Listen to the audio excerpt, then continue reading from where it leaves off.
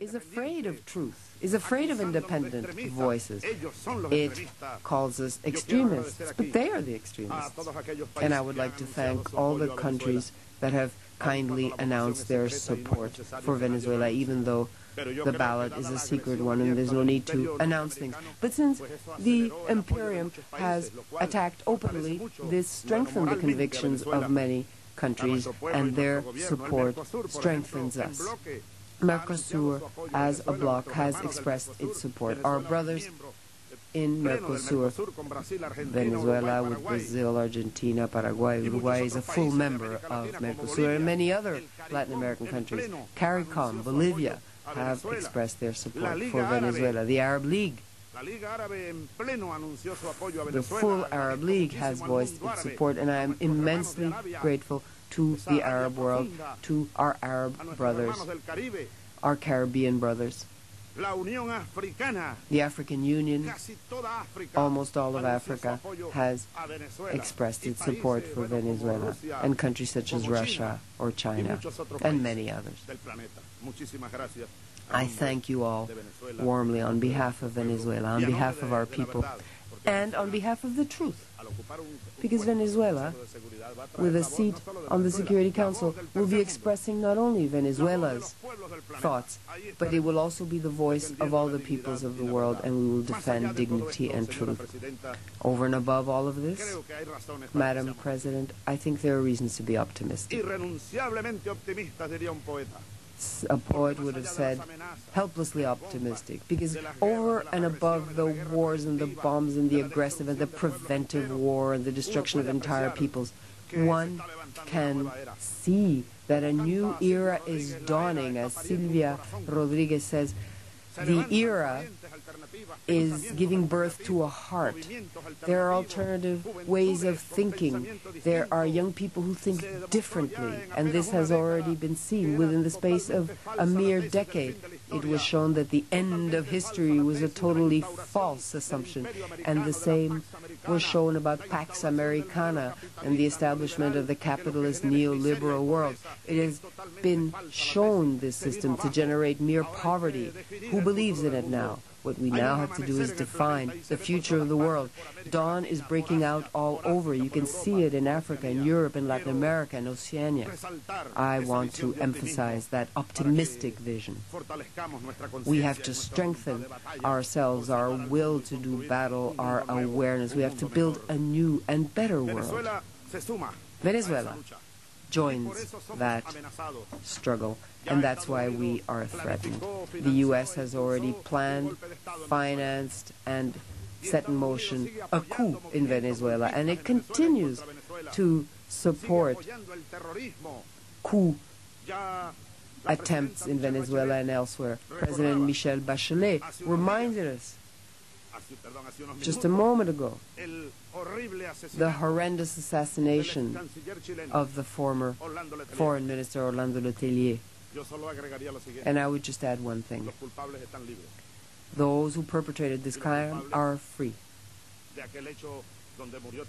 And that other event where an American citizen also died were Americans themselves. They were CIA killers, terrorists. And we must recall in this room that in just a few days there will be another anniversary. 30 years will have passed from this other horrendous terrorist attack on the Cuban plane where 73 innocents died, a Cubana de Aviación airliner.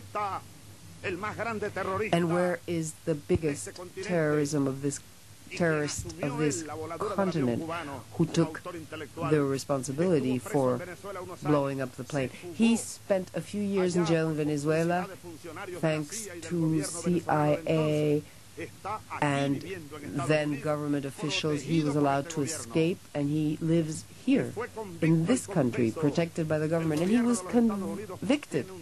He has confessed to his crime, but the U.S. government has double standards. It protects terrorism when it wants to, and this is to say that Venezuela is fully committed to combating terrorism and violence, and we are one of the peoples who are fighting for peace. Luis Posada Carriles is the name of that terrorist who is protected here. And other tremendously corrupt people who escaped from Venezuela are also living here under protection.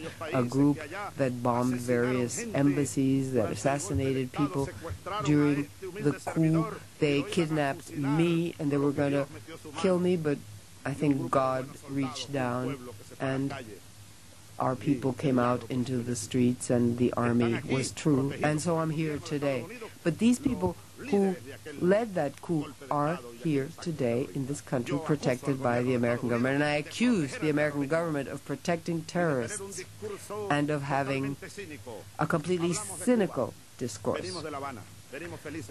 We mentioned Cuba. Yes, we were just there a few days ago. We just came from there, happily. And there you see another era born. The Summit of the 15, the Summit of the Non-Aligned, adopted a historic resolution. This is the outcome document. Don't worry, I'm not going to read it. But you have a whole set of resolutions here that were adopted after open debate in a transparent manner. More than 50 heads of state. Havana was the capital of the South for a few weeks, and we have now launched once again the group of the non-aligned with new momentum. And is there anything I could ask all of you here, my companions, my brothers and sisters? It is to please lend your goodwill, to lend momentum to the non-aligned movement for the birth of the new era, to prevent hegemony and to prevent further advances of imperialism. And as you know, Fidel Castro is the president of the non-aligned for the next 3 years, and we can trust him to lead the charge very efficiently.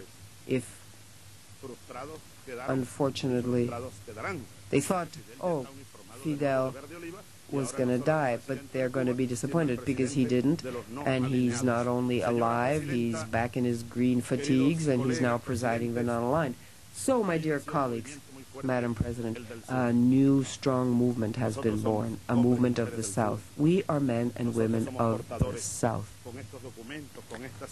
With this document, with these ideas, with these criticisms, I'm now closing my file. I'm taking the book with me, and don't forget, I'm recommending it very warmly and very humbly to all of you. We want ideas to save our planet, to save the planet from the imperialist threat. And hopefully, in this very century, in not too long a time, we will see this. We will see this new era, and for our children and our grandchildren, a world of peace based on the fundamental principles of the United Nations. But a renewed United Nations. And maybe we have to change location. Maybe we have to put the United Nations somewhere else, maybe a city of the South. We've proposed Venezuela. You know that my personal doctor had to stay in the plane. The chief of security had to be left in a locked plane. Neither of these gentlemen was allowed to arrive and attend the UN meeting. This is another abuse and another abuse of power on the part of the devil. It smells of sulfur here, but God is with us, and I embrace you all. May God bless us all. Good day to you.